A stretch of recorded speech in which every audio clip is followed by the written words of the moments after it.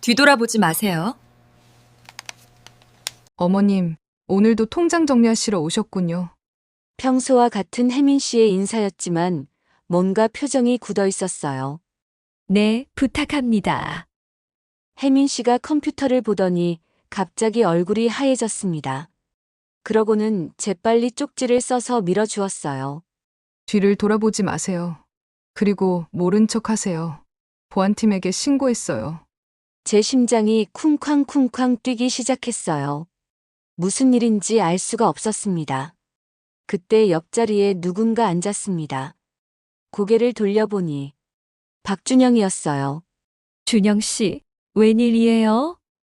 왜 여기 있어요? 어머님, 볼 일이 있어 은행에 왔어요. 우연히 자주 뵙네요. 자연스럽게 말했지만 자세히 보니 실제로는 아무것도 하지 않고 그냥 앉아만 있더군요.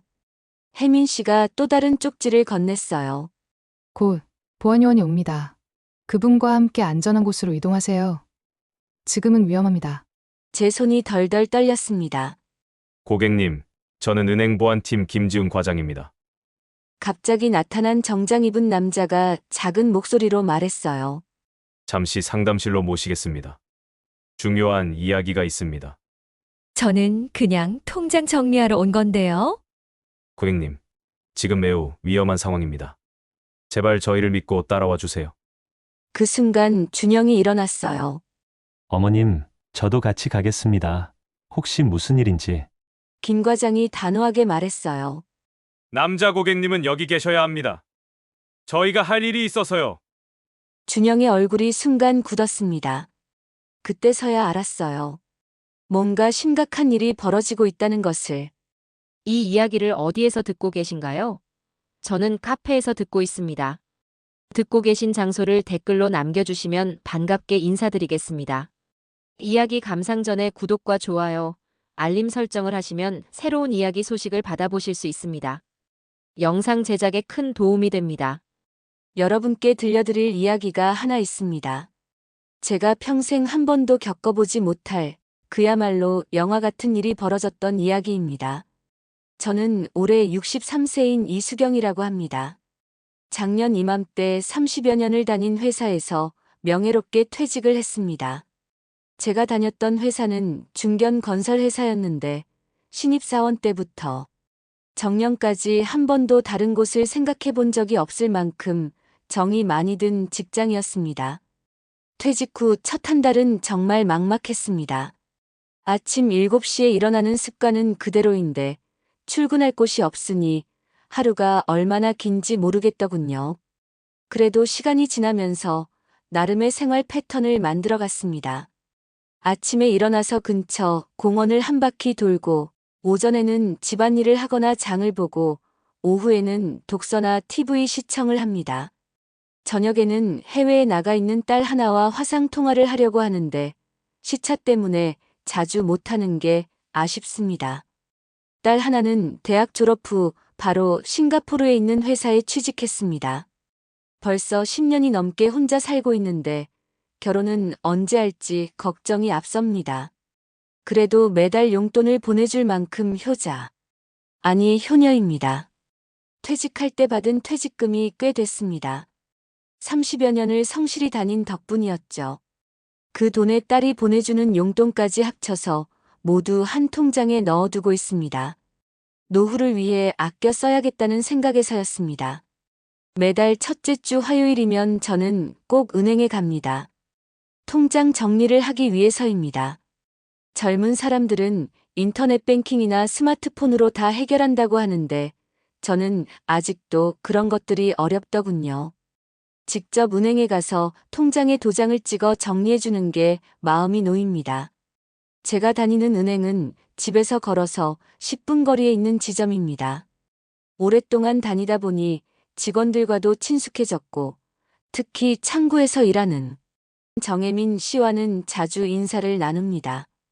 혜민 씨는 28살 정도로 보이는 단정한 여성분인데 항상 친절하고 업무도 정확하게 처리해 줍니다. 처음에는 그냥 직원과 고객의 관계였는데 시간이 지나면서 마치 딸같이 느껴질 때가 있습니다. 어머님, 오늘도 통장 정리하러 오셨군요. 혜민 씨는 저를 볼 때마다 이렇게 따뜻하게 인사를 해줍니다. 요즘 젊은 사람들이 나이 든 사람을 어머님이라고 부르는 경우가 드문데 혜민 씨는 자연스럽게 그렇게 불러줘서 기분이 좋습니다. 네, 혜민 씨. 이번 달도 부탁합니다. 저는 항상 같은 시간대에 가서 가능하면 혜민 씨 창구를 이용합니다.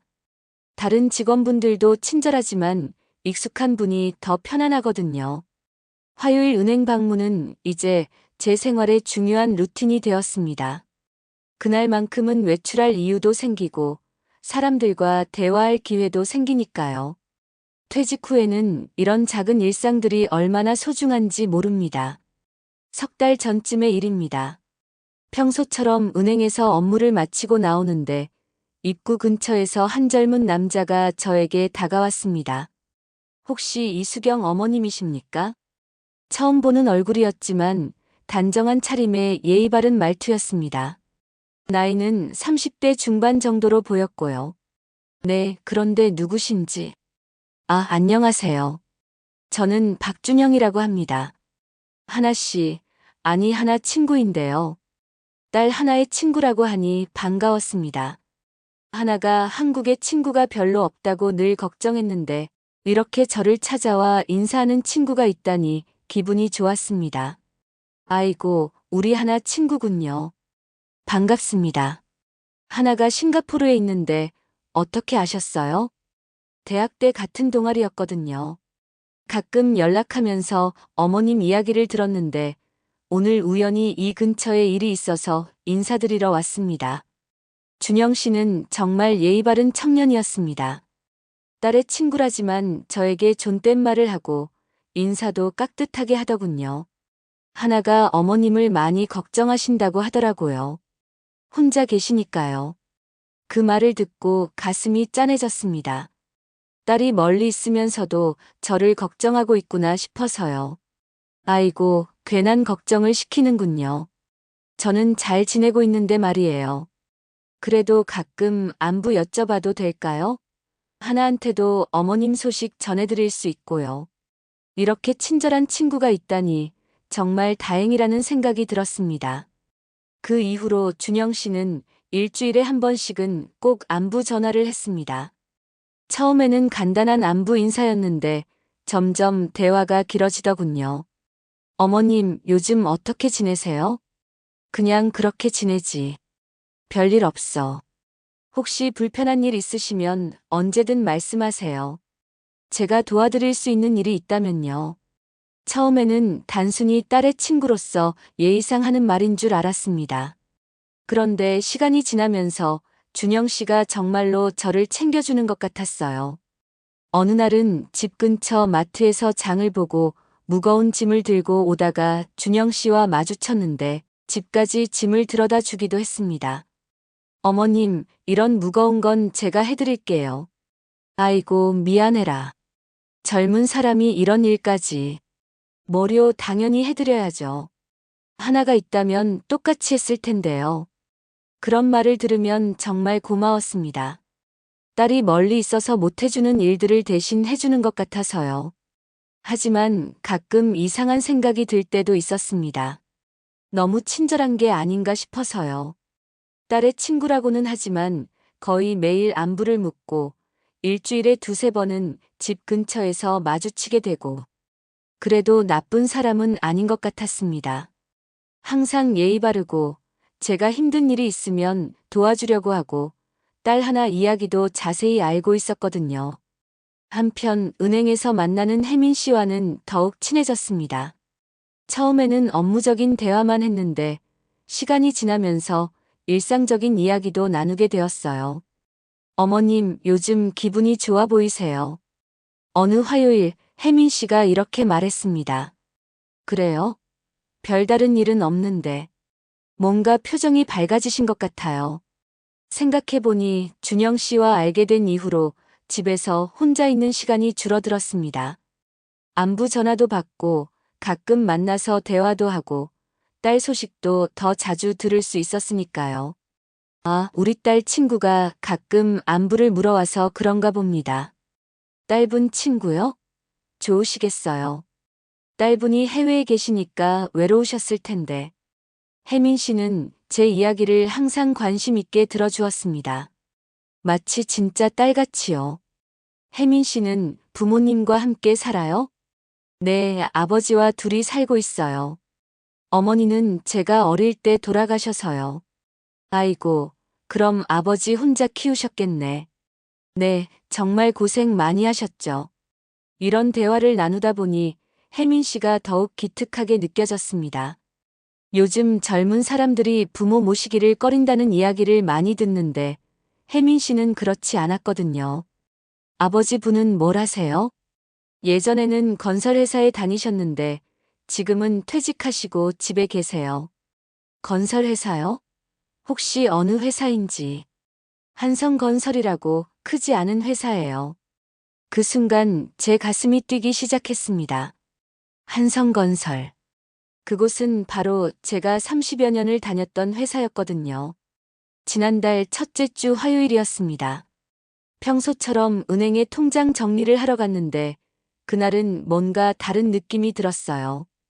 은행 안 분위기도 어딘지 모르게 긴장된 것 같았고요. 혜민 씨 창구에 앉아서 통장을 내밀었습니다. 어머님, 오늘도 통장 정리하시러 오셨군요. 평소와 같은 인사였지만 혜민 씨의 표정이 조금 굳어 있는 것 같았어요. 네, 부탁합니다. 제가 통장을 건네자 혜민 씨가 컴퓨터를 들여다보더니 갑자기 얼굴색이 하얘졌습니다. 그리고는 주위를 살피더니 재빨리 작은 쪽지를 써서 저에게 밀어주었어요. 쪽지에는 이렇게 적혀 있었습니다. 뒤를 돌아보지 마십시오. 이미 팀원들을 불렀습니다. 모르는 척 해주십시오. 무슨 영화에서나 볼 법한 상황이었습니다. 제 심장이 쿵쾅쿵쾅 뛰기 시작했어요. 뭔가 심각한 일이 벌어진 게 분명했는데 도대체 무엇인지 알 수가 없었습니다. 혜민 씨는 평상시와 다름없이 업무를 처리하는 척하면서도 계속 주변을 경계하고 있었어요. 저도 최대한 자연스럽게 행동하려고 했지만 손이 떨려서 어쩔 줄 몰랐습니다. 그때 제 옆자리에 누군가가 앉았습니다. 돌아보지 말라고 했지만 저도 모르게 고개를 돌렸어요. 그리고 깜짝 놀랐습니다. 바로 박준영이었거든요. 준영은 제가 보는 것도 모르는 듯 자연스럽게 업무를 보는 척하고 있었습니다. 하지만 자세히 보니 실제로는 아무것도 하지 않고 있었어요. 그냥 앉아 있을 뿐이었습니다. 그 순간 온몸에 소름이 돋았습니다. 이게 우연의 일치일까요? 아니면 혜민 씨가 다시 쪽지를 건넸습니다. 곧 보안 요원이 옵니다. 그분과 함께 안전한 곳으로 이동하세요. 지금은 위험합니다. 정말 영화 같은 상황이었습니다. 평생 이런 일을 겪어본 적이 없는 저로서는 어떻게 반응해야 할지 모르겠더군요. 잠시 후 정장을 입은 남자가 다가와서 작은 목소리로 말했습니다. 어머님, 저는 은행 보안팀 김 과장입니다. 잠시 상담실로 모시겠습니다. 저는 혜민 씨를 바라봤고 혜민 씨는 고개를 끄덕였어요. 어떻게 된 일인지 모르겠지만 혜민 씨를 믿고 따라가기로 했습니다. 상담실에서 김 과장은 충격적인 이야기를 해주었습니다. 어머님께서 최근 알게 되신 박준영이라는 인물이 있으시죠? 네, 우리 딸 친구라고 해서. 그 사람은 딸분의 친구가 아닙니다. 전문적인 금융 사기범입니다. 머리가 하얘졌습니다. 그럴 리가 없다고 생각했지만 김 과장의 표정이 너무 진지했어요. 저희가 몇 주 전부터 수상한 움직임을 포착했습니다. 준영은 어머님 명의로 여러 차례 대출을 시도했고 일부는 승인까지 받은 상태입니다. 그럴 리가. 저는 대출 신청한 적이 없는데요. 어머님의 개인정보를 불법으로 취득해서 사용한 겁니다. 이미 3천만 원 상당의 대출금이 인출된 상태입니다. 그 말을 듣는 순간 눈앞이 캄캄해졌습니다. 3천만 원이라니. 그것도 제가 모르는 사이에. 오늘도 어머님이 은행에 오시는 것을 미리 알고 대기하고 있었습니다. 아마 추가적인 사기를 시도하려 했던 것 같습니다. 상담실에서 김 과장의 설명을 들으면서 저는 과거를 떠올렸습니다. 어떻게 이런 일이 제게 일어날 수 있을까 싶어서요. 제가 다녔던 한성건설은 그리 큰 회사는 아니었지만 가족 같은 분위기의 회사였습니다. 동료들이 어려운 일이 있으면 서로 도와주고 기쁜 일이 있으면 함께 기뻐하는 그런 곳이었어요. 특히 제가 기억하는 건 정만석이라는 후배 이야기입니다. 저보다 5살 어린 후배였는데 아내를 일찍 여인 호랍이었어요. 어린 딸 하나를 혼자 키우면서 정말 고생을 많이 했습니다. 만석이의 딸이 초등학교에 다닐 때였는데 갑자기 큰 병에 걸려서 수술비가 많이 필요했어요. 그때 만석이가 회사 사람들에게 돈을 빌리러 다녔는데 다들 형편이 넉넉하지 않아서 큰 도움을 주지 못했죠. 저도 그때 형편이 넉넉한 편은 아니었지만 딸을 혼자 키우는 아버지의 마음이 너무 안쓰러웠어요. 그래서 제가 모아둔 돈을 빌려준 적이 있었습니다. 그때 금액이 500만 원 정도였던 것 같아요. 만석이는 나중에 그 돈을 정말 성실하게 갚았습니다. 한 달에 10만 원씩 꼬박꼬박 갚았는데 가끔은 이자까지 주려고 해서 제가 받지 않았던 기억이 나네요. 그 후로도 회사에서 어려운 일이 생기면 저는 가능한 범위에서 동료들을 도왔습니다. 결혼식 축의금을 조금 더 많이 내거나 아픈 가족이 있으면 병문안을 가거나 그런 소소한 일들이었지만요.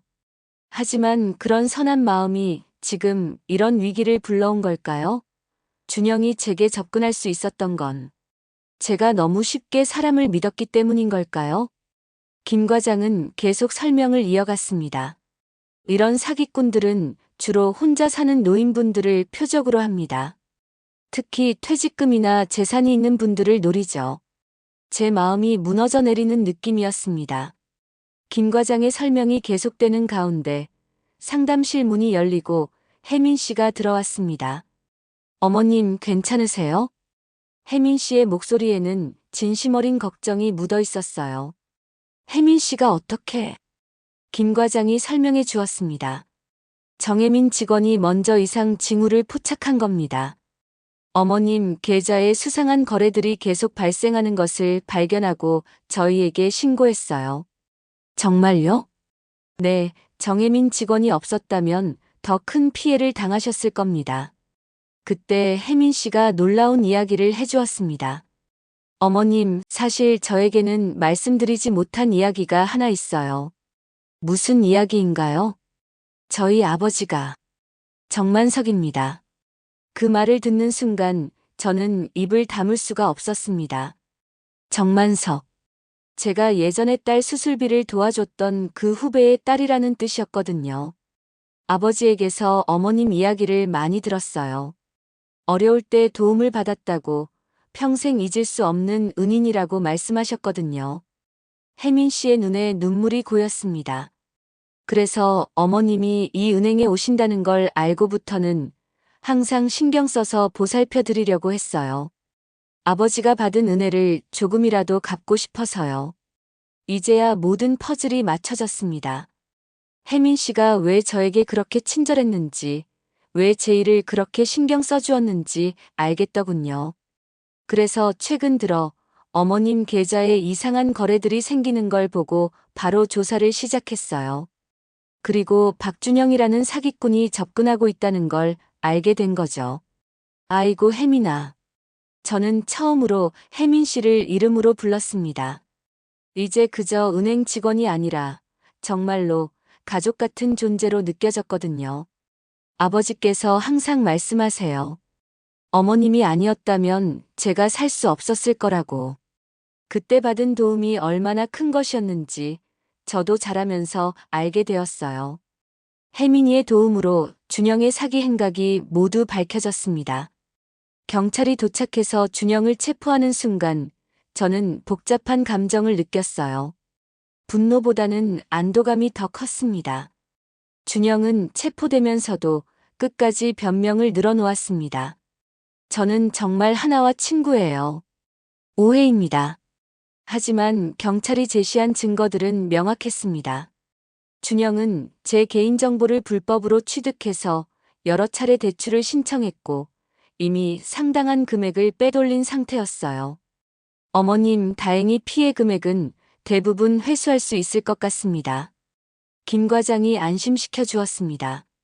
은행에서도 보안 시스템을 강화해서 이런 일이 재발하지 않도록 하겠습니다. 경찰서에서 조사를 받으면서 알게 된 사실은 더욱 충격적이었습니다.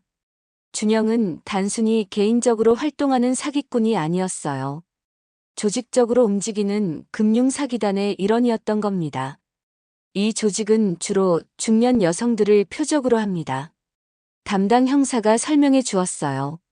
자녀가 해외에 있거나 혼자 사는 분들의 정보를 미리 수집한 후 자녀의 친구나 지인으로 위장해서 접근하는 수법을 사용합니다. 정말 치밀하고 악랄한 범죄였습니다. 저 같은 사람의 외로움과 자녀에 대한 그리움을 이용한 거니까요. 경찰 조사가 진행되면서 더 놀라운 사실들이 드러났습니다. 준영이 속한 사기단은 전국적으로 활동하면서 수십 명의 피해자를 만들어낸 조직이었어요. 어머님께서 신고해 주신 덕분에 이 조직의 전모를 파악할 수 있게 되었습니다. 형사님이 고마워했습니다. 다른 피해자분들도 구제받을 수 있게 되었어요. 제가 당한 피해가 다른 사람들을 구하는데 도움이 되었다는 이야기를 듣고 위안이 되었습니다. 나쁜 일이었지만 결과적으로는 좋은 일로 이어진 거니까요. 더욱 놀라운 건 준영이 제게 접근한 방법이었습니다. 이들은 미리 제 퇴직금 규모와 생활 패턴을 파악하고 있었어요. 제가 매달 화요일에 은행에 간다는 것까지 알고 있었다니 정말 소름이 돋았습니다. 요즘은 개인정보가 여러 경로로 유출될 수 있어서 조심해야 합니다. 혜민이가 조언해 주었어요. 특히 인터넷이나 전화로 개인정보를 요구할 때는 절대 알려주시면 안 돼요. 저 같은 기성세대는 이런 새로운 형태의 범죄에 대해 잘 모르니까 더욱 조심해야겠다는 생각이 들었습니다. 사건이 해결된 후 저는 딸 하나에게 연락했습니다.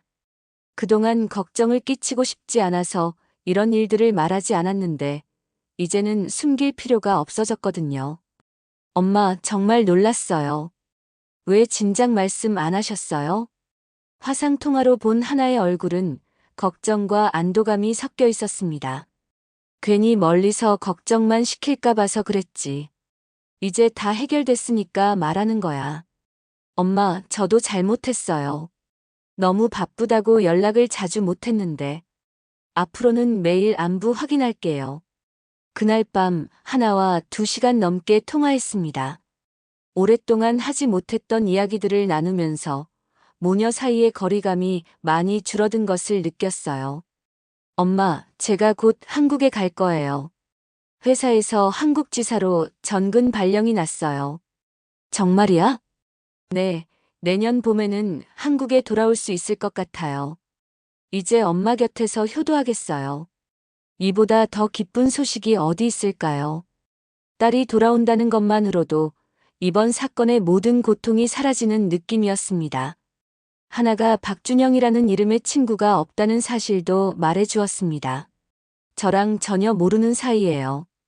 제 친구들 중에 그런 이름의 사람은 없어요. 역시 그랬구나 싶었습니다. 처음부터 모든 게 거짓말이었던 거죠. 사건이 마무리된 지 1달 정도 지났습니다. 이제 제 일상은 이전보다 훨씬 풍요로워졌어요. 우선 혜민이와는 정말 가족 같은 사이가 되었습니다. 누나, 정말 오랜만입니다. 만석이는 저를 보자마자 눈물을 글썽였어요. 그때 도움을 받지 못했다면 혜민이가 무슨 소리야, 우리가 동료였는데 당연한 일이었지. 혜민이가 은행원이 되어서 누나를 도와드릴 수 있게 된 것도 다 하늘의 뜻인 것 같아요. 정말 그런 것 같았습니다. 제가 어려울 때 도운 사람의 딸이 저를 구해준 것, 이런 우연이 어디 있을까요? 요즘은 매주 토요일마다 만석이와 혜민이를 집으로 초대해서 함께 식사를 합니다. 혜민이는 요리를 잘해서 맛있는 음식을 만들어 오고 만석이는 옛날 직장 이야기를 들려줍니다. 어머니, 이제 정말 외롭지 않으시죠? 혜민이가 물었어요. 그럼 혜민이를 보면 정말 딸 같은 생각이 듭니다. 저 자신의 딸 하나처럼 예쁘고 기특해요. 은행에 갈 때도 이제는 무서움이 없습니다. 혜민이가 있어서 안전하다는 확신이 있거든요. 제가 신고한 사기단 사건이 언론에 보도되면서 비슷한 피해를 당한 다른 분들이 용기를 내서 신고하게 되었다는 거예요. 어머님이 용기 있게 신고해 주신 덕분입니다. 어른들이 이런 일을 당하면 창피해서 숨기는 경우가 많은데 어머님께서 모범을 보여주셨어요. 저도 처음에는 창피하고 부끄러웠습니다. 나이를 이만큼 먹고도 사기를 당했다는 게 말이죠. 하지만 이제는 생각이 달라졌어요. 잘못한 건 사기꾼이지 피해자가 아니니까요.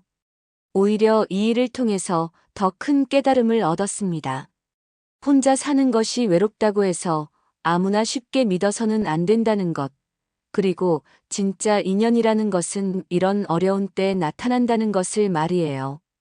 혜민이처럼 진심으로 저를 걱정해주는 사람이 있다는 것이 얼마나 큰 축복인지 모릅니다. 그리고 그런 인연이 만들어진 건 결국 과거에 제가 베푼 작은 선행 때문이었다는 것도요. 특히 저처럼 혼자 사시는 분들께서는 낯선 사람이 접근할 때 조심하시길 바랍니다. 그리고 무엇보다 어려운 이웃이 있다면 작은 도움이라도 베풀어 보세요. 그 선행이 언젠가는 여러분에게도 큰 복으로 돌아올 테니까요. 저는 이제 매일매일이 감사합니다. 건강하게 살 수 있는 것, 사랑하는 사람들과 함께 할 수 있는 것, 그리고 제가 베푼 작은 선행이 이렇게 큰 은혜로 돌아온 것까지. 정말 모든 것이 감사할 따름입니다. 앞으로도 건강하게 그리고 감사하는 마음으로 살아가겠습니다. 그것이 바로 제가 이번 일을 통해 배운 가장 소중한 교훈이니까요. 구독과 좋아요, 알림 설정은 영상 제작에 큰 도움이 됩니다. 이 이야기를 어디에서 들으셨을까요? 저는 한강공원 벤치에서 잘 들었습니다. 듣고 계셨던 장소를 남겨주시면 반갑게 인사드리겠습니다. 시청해주셔서 감사합니다.